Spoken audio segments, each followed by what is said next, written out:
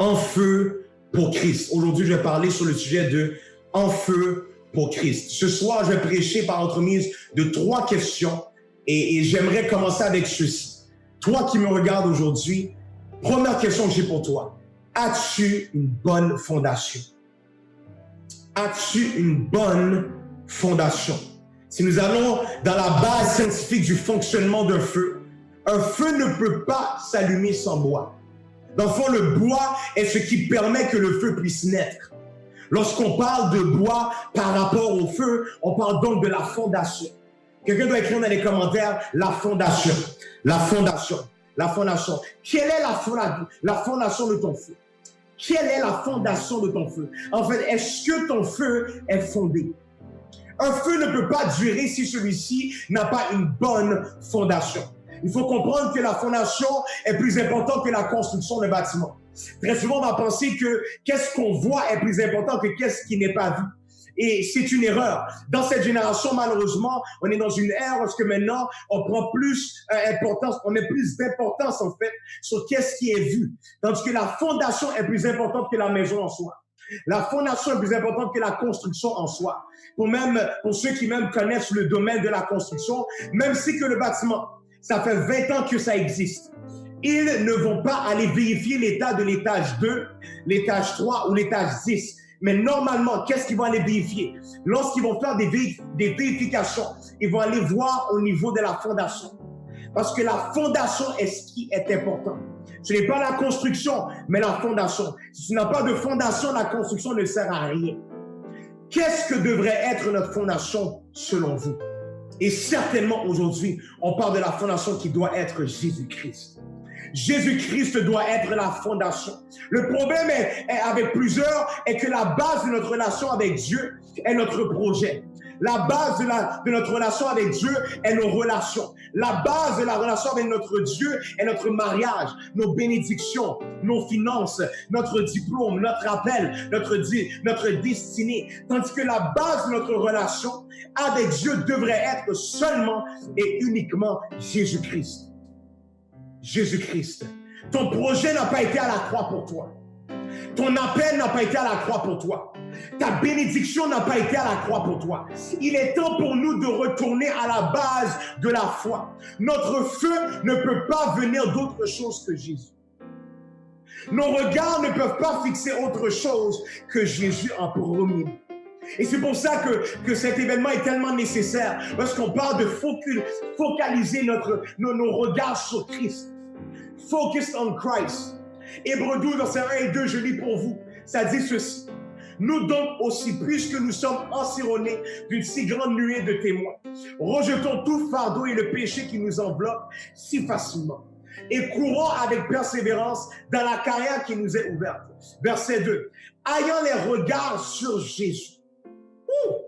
Verset 2 commence en disant « Ayant les regards sur Jésus, le chef et le consommateur de la foi, qui, en vue de la joie qui lui était réservée, a souffert à la croix, méprisé l'ignominie et s'est assis à la droite du trône de Dieu. » Certains d'entre vous qui êtes connectés dans ce live, la seule raison pour laquelle tu parles à Dieu est pour te repentir. Malgré que c'est bien, la seule raison pourquoi que tu parles à Dieu est pour prier pour tes projets.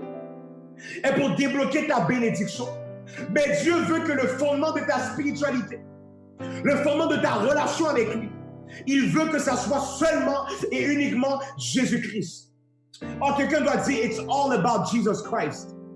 It's all about Jesus Christ. La raison pour laquelle ton feu ne dure pas est parce que le fondement n'est pas le bon.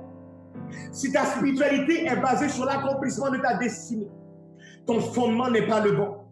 Et ton feu ne durera pas. En fait, c'est peut-être même pour cela que tu as perdu ton feu. Beaucoup d'entre vous, maintenant, vous questionnez, vous vous dites, mais comment ça se fait que j'ai perdu mon feu? Comment ça se fait qu'il me semble que, bon, je n'ai plus ce désir, je n'ai plus ce désir d'être proche, de chercher la raison pourquoi que tu sens que ton feu est en train de s'éteindre. C'est à cause que le fondement était autre chose que Jésus-Christ. Autre chose que Jésus-Christ. Autre chose que Jésus-Christ. My God, est-ce qu'il y a des gens qui sont en train de recevoir quelque chose aujourd'hui? My God.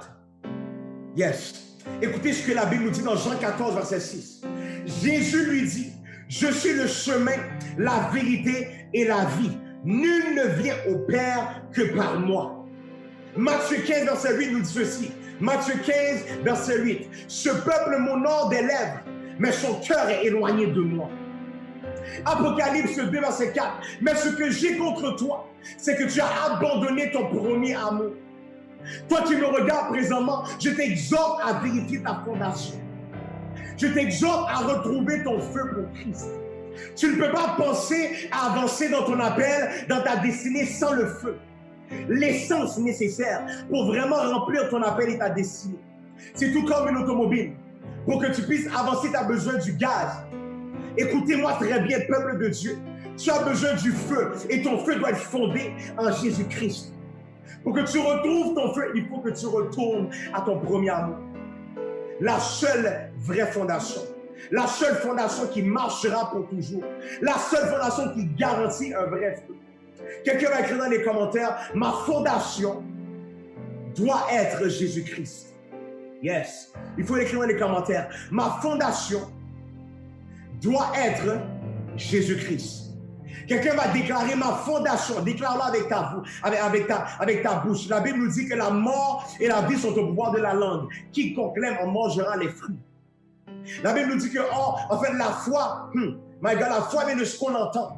Donc, il faut que tu le dises. Ma foi, ma fondation doit être Jésus-Christ. Dis-le. Ma fondation doit être Jésus-Christ. Pour que mon feu dure, il faut le dire, pour que mon feu dure, il faut que ma fondation soit Jésus-Christ.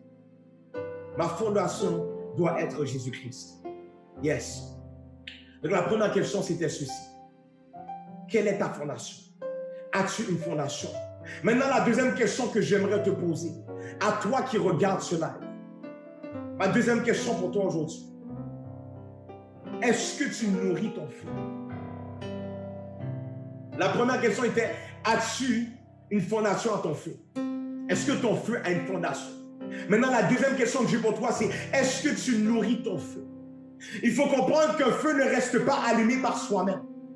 Pour que ton feu reste allumé, scientifiquement parlant, tu dois absolument nourrir le feu. Sinon, ça va s'éteindre. Je ne parle pas d'un feu artificiel qui s'allume avec un bouton. Non, je parle des vrais feux. Les feux qui durent sont ceux qui sont nourris. Les feux qui durent sont ceux qui sont nourris. Peu importe la fondation que tu as, peu importe le background, peu importe l'onction que tu as, peu importe le titre que tu as, Dieu ne va jamais permettre que ton feu reste allumé de manière permanente. Pourquoi?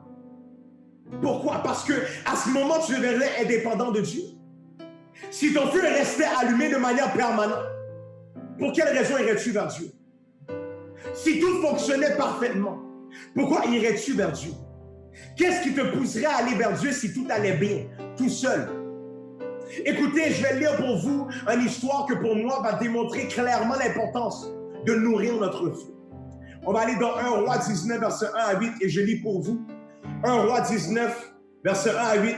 La Bible nous dit ceci, je lis pour vous. 1 Roi 19, pour ceux qui veulent le noter. 1 Roi 19, verset 1 à 8. Akab rapporta à Jézabel tout ce qu'avait fait Élie et comment il avait tué par l'épée tous les prophètes. Jézabel envoya un messager à Élie pour lui dire que les dieux me traitent dans toute leur rigueur si demain, à 7 heures, je ne fais pas de ta vie ce que tu as fait de la vie de chacun d'eux. Élie, voyant cela, se leva et s'en alla pour sauver sa vie. Il arriva à Béer-Shéba, qui appartient à Juda, et il y laissa son serviteur. Verset 4. Pour lui, il alla dans le désert où, après une journée de marche, il s'assit sur un genet et demanda la mort en disant, « C'est assez maintenant, Éternel. Prends mon âme, car je ne suis pas meilleur que mes pères. » Verset 5. Il se coucha et s'endormit sur un genet. Et voici un ange le toucha et lui dit, « Lève-toi, mange. » Il regarda, il y avait à son chevet un gâteau cuit sur les pierres chauffées et une cruche d'eau. Il mangea et but, puis se recoucha. L'ange, verset 7, de l'Éternel vint une seconde fois, le toucha et dit, « Lève-toi, mange, car le chemin est trop long pour toi. » Verset 8, il se leva, mangea et but. Et avec la force que lui donna cette nourriture, il marcha 40 jours et 40 nuits jusqu'à la montagne de Dieu à Horeb. Premièrement, on peut clairement voir qu'Élie était en train de paniquer. Comme que moi et mon frère, à Gospel, on aime dire, au Québec, on dit le mot, Élie est en train de capoter. Quelqu'un va écrire dans les commentaires, capoter. Capoter. Élie, le prophète, est en train de capoter. Élie va prendre la décision de tout simplement s'enfuir.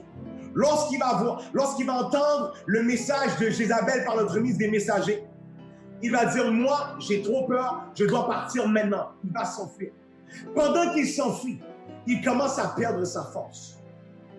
Techniquement, son feu commence à s'éteindre. Il commence à perdre sa force et demande à Dieu de le tuer. Il a littéralement demandé à Dieu de le laisser. Il va dire à Dieu de le laisser tomber, de le laisser mourir. Il voyait que sa situation était tellement grave qu'il a prié à Dieu pour que Dieu le tue. Il y en a que lorsque vous avez mal, oh my God, il y en a que lorsque vous avez mal, lorsque tout va mal, ils prient pour que Dieu les sauve. Il y a des gens qui sont comme ça, vous allez prier que Dieu les sauve. Mais quand ta situation est grave, des fois tu arrives à un point où est-ce que tu te laisses tomber toi-même. Élie le prophète va se laisser tomber, il va dire, honnêtement c'est trop, assez c'est assez. Maintenant Éternel, prends mon âme. C'est ce qu'il va dire à Dieu. À un moment donné, tu vas arriver dans ta vie où est-ce que tu arrives à un point où est-ce que tu te laisses tomber toi-même. Le prophète Élie, après avoir fait la volonté de Dieu, il se fait attaquer et demande à Dieu de le tuer. Peut-être que toi, tu n'as pas fait cette prière, mais tu as pensé à t'enlever la vie. Tu as pensé à laisser tomber sur ton appel. Tu as pensé à laisser tomber ton projet. Laisser tomber ta vie. Tu n'as peut-être pas déclaré, mais ton silence voulait tout dire. Ta posture voulait tout dire. Ton absence voulait tout dire. Parce que maintenant, ton corporel parlait pour toi. Ton corporel prouvait que tu étais dans un état d'âme. Où est-ce que tu dis à Dieu, assis c'est assis. Maintenant, prends mon âme. Tout de suite après le verset qui dit qu'Élie pria que Dieu le tue. Dès qu'on va lire ce verset-là, parce qu'Élie va demander à Dieu que Dieu lui-même le tue. La Bible nous dit qu'il s'endormit et voici le verset suivant. Et voici, un ange le toucha et lui dit, lève-toi, mange. Il regarda, verset 6, et il y avait à son chevet un gâteau, cuit sur des pierres chauffées et une cruche d'eau. Il mangea et but, puis se recoucha. Je veux te dire, chaque fois que ton feu commence à s'éteindre, regarde autour de toi. Ah, je vais le répéter. Chaque fois que ton feu commence à s'éteindre, regarde autour de toi. À chaque fois que tu vois que tu veux laisser tomber, regarde autour de toi. Et pendant que tu vas regarder, tu vas tout à coup voir que Dieu a mis tout ce dont tu as de besoin pour que ton feu reste allumé, pour que ton feu survive. Dieu ne te laissera jamais sans ressources. Quelqu'un va le dire jamais. Écris dans les commentaires, Dieu ne va jamais me laisser sans ressources. Ce n'est pas la volonté de Dieu que ton feu s'éteigne. Après qu'Élie mangea, il alla dormir encore et que s'est-il passé? L'Éternel envoya un ange encore une fois pour réveiller Élie encore une fois, pour manger encore une fois. Demandez-moi pourquoi. Car Élie avait besoin de se nourrir pour qu'il puisse faire la route au complet. Pour que tu réussisses à accomplir la volonté de Dieu sur ta vie. Pour que tu puisses réussir à accomplir l'appel de Dieu sur ta vie. Pour que tu réussisses à accomplir tout ce dont Dieu t'a appelé à accomplir. Tu vas devoir apprendre à nourrir le feu qui est en toi. Comme on le voit dans l'histoire d'Élie, il n'a pas dû aller chercher la nourriture. Je le répète, si vous remarquez, lorsqu'Élie va faire sa prière, lorsqu'il va demander à Dieu de le tuer, il va s'endormir. Lorsqu'il va se réveiller par l'ange, la nourriture était déjà autour de lui. Dieu ne l'a pas dit, va chercher à gauche, va à l'épicerie, va chercher un pain, va chasser. Non. La nourriture était déjà là. Il n'a pas dû aller chercher loin. La nourriture était juste à côté de lui. Sa seule responsabilité était de manger. L'ange ne l'a pas dit, va chercher la nourriture. L'ange lui a dit, mange. Des fois, on pense que ça va être compliqué, difficile, impossible de remonter la pente, de ravoir le feu qu'on avait auparavant. Mais la vérité est que tout ce qu'il te faut pour ranimer ton feu, tout ce qu'il te faut pour préserver ton feu est déjà à ta disposition. Oh, je suis venu pour encourager quelqu'un qui regarde cela et maintenant, je ne sais pas qu'est-ce qui se passe dans ta vie spirituelle. Je ne sais pas quel découragement que tu es en train de faire face présentement. Je ne sais pas quelles sont tes circonstances, mais laisse-moi te dire ceci. Tout ce dont tu as de besoin est autour de toi. Dieu a déjà mis, qu'est-ce que tu as de besoin pour préserver ton feu? Élie n'a pas eu besoin d'aller chercher loin. Il a tout simplement dû manger. C'était sa seule responsabilité. Sa seule responsabilité était de manger. Je ne sais pas l'état de ton feu présentement, mais regarde autour de toi. Je te promets que Dieu t'a déjà donné la solution pour préserver ton feu. Dieu a peut-être mis à ta disposition un ami. Dieu a peut-être mis à ta disposition une parole prophétique. Dieu a peut-être mis à ta disposition un verset de la parole de Dieu. Dieu a peut-être mis à ta disposition une discussion qui va tout changer. L'instruction prophétique pour quelqu'un qui m'écoute aujourd'hui est ceci. Regarde autour de toi. Dieu ne veut pas la mort de celui qui meurt. Regarde autour de toi. La solution a été mise à ta disposition. La solution a été mise à ta disposition. Tu dois tout simplement nourrir ton feu. Tu dois tout simplement ouvrir tes yeux, regarder autour de toi et nourrir ton feu. La solution est là. Amen quelqu'un. Amen quelqu'un. Amen quelqu'un. Yes. Mais voilà à la troisième et dernière question que j'aimerais te poser à toi qui regarde cela. Et cette question est celle-ci. Est-ce que tu utilises ton feu pour Christ?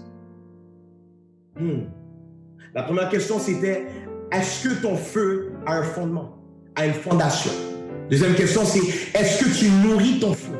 Et la troisième question pour toi qui me regarde aujourd'hui est celle-ci. Est-ce que tu utilises ton feu pour Christ?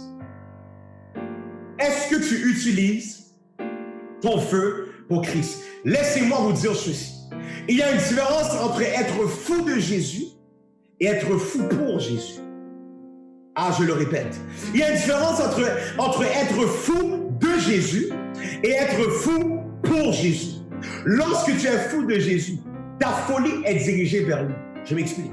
Tu vas le louer, tu vas l'adorer, tu vas prier son nom avec foi et anticipation. Tu vas le suivre, tu vas suivre ses commandements. Tu vas tout faire pour faire sa volonté. Tu vas l'aimer, tu vas l'élever, tu vas l'exalter.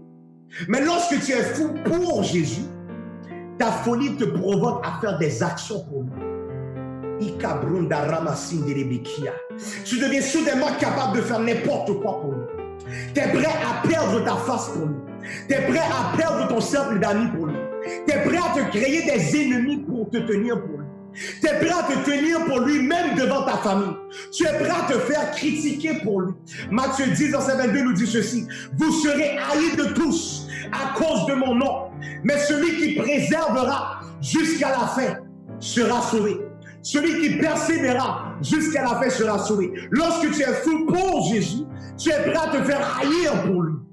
Tu es prêt à clapper, tu es prêt à répondre pour lui, à répliquer pour lui. Tu es prêt à prier, à persévérer tout au long de ton processus pour qu'il ait la gloire. Tu refuses de laisser tomber, sachant que lui, il a tout donné pour toi. Tu es prêt à tout pour lui. Le temps est arrivé pour cette génération à passer à un autre niveau. Il est temps pour nous de passer d'être fou de Jésus et devenir fou pour Jésus. Quelqu'un va écrire dans les commentaires, fou pour Jésus. Oh my God. Yes, tu dois écrire dans les commentaires, fou pour Jésus. Yes, quelqu'un va écrire fou pour Jésus. Pas fou de Jésus seulement, mais je suis fou pour Jésus. Fou pour Jésus. Ou est-ce que ta folie te provoque à faire des actions pour lui? Yes. Ou est-ce que ce n'est pas simplement de le louer et l'exalter et l'adorer, mais maintenant c'est de faire des actions concrètes pour lui.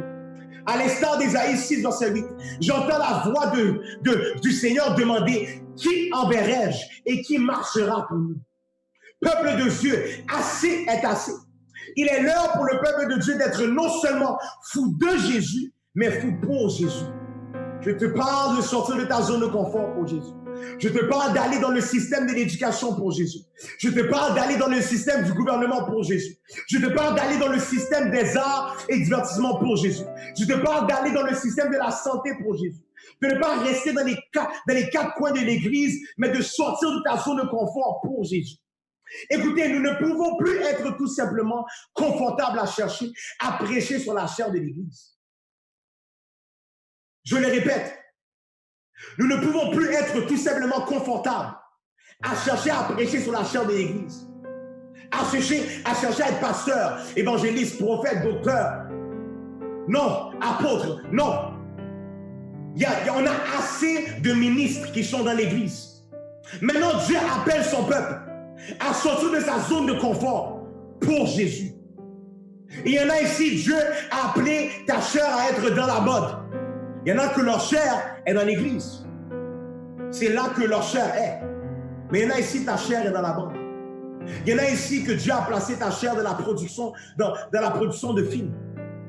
Ta chair est dans la télévision. Ta chair est dans ton école. Ta chair est dans ton lieu de travail. La Bible nous dit ceci, dans Acte 1, verset 8. Et je conclue avec ceci. Dans Acte 1, verset 8. Mais vous recevrez une puissance, le Saint-Esprit survenant sur vous. Et vous serez mes témoins à Jérusalem, dans toute la Judée, dans la Samarie et jusqu'aux extrémités de la terre.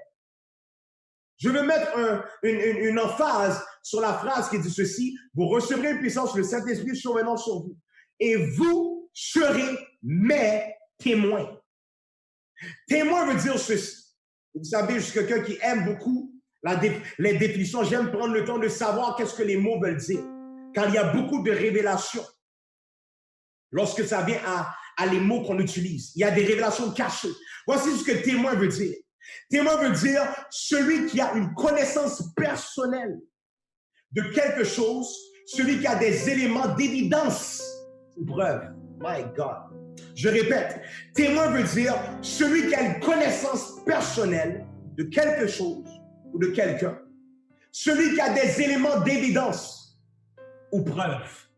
Ce soir, je suis venu vous rappeler que vous avez reçu une puissance pour être des preuves. My God. Vous avez reçu une puissance pour être une preuve. Pas seulement pour guérir, pas seulement pour prophétiser, pas seulement pour prier en langue, pas seulement pour louer, adorer le Seigneur, mais lorsque tu as reçu Christ, tu as reçu une puissance pour être une preuve de qui il est. Tu es appelé à être une preuve de la gloire de Dieu. Tu es appelé à être une preuve de Jésus. Tu es appelé à prouver l'existence de Christ. Dieu nous appelle à être des preuves sur terre de sa grandeur. Il a déjà été prouvé dans les cieux, mais c'est notre appel et notre mandat à moi et toi d'être une preuve de la grandeur de notre Dieu sur terre. C'est notre responsabilité. Nous ne pouvons pas seulement être fous de Jésus, mais nous devons être fous pour Jésus. Nous devons utiliser notre feu pour Jésus. Donc, peuple de Dieu, mon seul désir aujourd'hui était de te questionner à 3 niveaux. Premièrement, est-ce que ton feu a la bonne fondation? Si ton feu est basé sur ton projet, si ton feu est basé sur tes bénédictions, si ton feu est basé pour qu'est-ce que tu peux recevoir de Dieu, au lieu de Jésus-Christ, il y a un problème. Ta base n'est pas bonne. Ta fondation n'est pas bonne. Il faut que tu t'assures de réajuster ta fondation pour que Christ soit la fondation de ton feu. Deuxièmement, la question que j'ai posée, c'était, est-ce que tu nourris ton feu? Je vous ai expliqué par l'entremise de l'histoire du prophète Élie que c'est important, c'est une responsabilité que nous avons de nourrir notre feu. Nous devons nourrir notre feu. Il faut que nous nous assurons tout au long de notre processus de nourrir ton feu. Même lorsque ça semble aller à gauche, même lorsque ça semble être la pire des circonstances, Dieu a tout mis. Et ça, c'était l'instruction que je vous ai donnée prophétiquement. Qu'est-ce que Dieu dit à son peuple? C'est regarde autour de toi. Toi qui sens que ton feu est en train de s'éteindre. Toi qui sembles chercher, écoute, c'est très simple, regarde autour de toi. Dieu a tout mis en place pour te permettre de nourrir ton feu. Donc la deuxième question était, est-ce que tu nourris ton feu? Et la troisième question, c'était, est-ce que tu utilises ton feu pour Christ? Et pour moi, c'est une des questions les plus importantes. On doit se questionner. Vous savez, des fois, ce n'est pas les réponses qui nous manquent, c'est les bonnes questions. Et je te pousse aujourd'hui à te poser les bonnes questions. Parce que des fois, on cherche le problème, on cherche à avoir des réponses. On cherche, on demande à Dieu c'est quoi les réponses. Mais je sentais dans mon esprit que c'était important de se poser les bonnes questions pour avoir les réponses qu'on s'attend. Les réponses que nous avons de besoin pour avancer.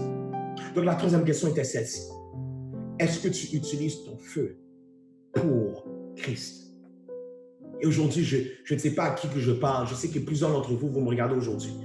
Et je prie que ceux qui ont des oreilles entendent qu'est-ce que l'Esprit de Dieu est en train de dire à son peuple. Tu dois utiliser ton feu pour Christ. Ce n'est pas assez d'être en feu à l'église, mais tu dois être en feu dans la société.